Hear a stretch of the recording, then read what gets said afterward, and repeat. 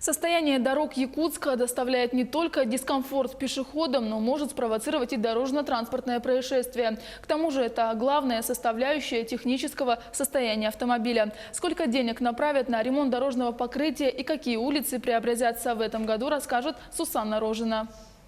Состояние дорог ужасное. И в первую очередь, конечно же, хотелось изменить дороги в первую очередь. Ну и, конечно же, парковочные места. Это ужасно просто. Как дороги сошли вместе со снегом, как говорят. Дороги в ужасном состоянии вообще. Ездить невозможно, даже на велосипеде. Дорога же плохая, везде грязь, не убирается, воду не качают.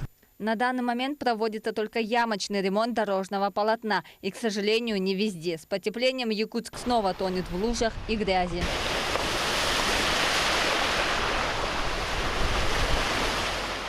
Как уверяют городские власти, в этом году более 1,5 миллиарда рублей из консолидированного бюджета направят на ремонт дорог столицы. Это стало возможно благодаря тому, что нынче Якутск вошел в национальный федеральный проект «Безопасные и качественные автомобильные дороги».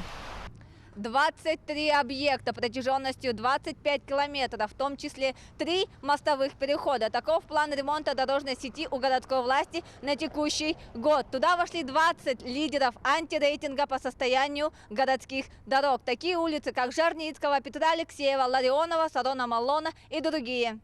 Также на пересечении улиц Пирогова, Петра Алексеева, Стадухина будет обустроена круговая развязка. Будет отремонтированы улицы, прилегающие к 202 и 203 микрорайону. Это улица Сарона Маллона, а также улица Ларионова. В автодорожном округе у нас планируется отремонтировать улицу Автодорожная, которая была начата в 2016 году. И третьим этапом мы завершаем данную работу. Также будет отремонтирована улица, которая позволяет разгружать улицу Автодорожная. Это улица Красильникова.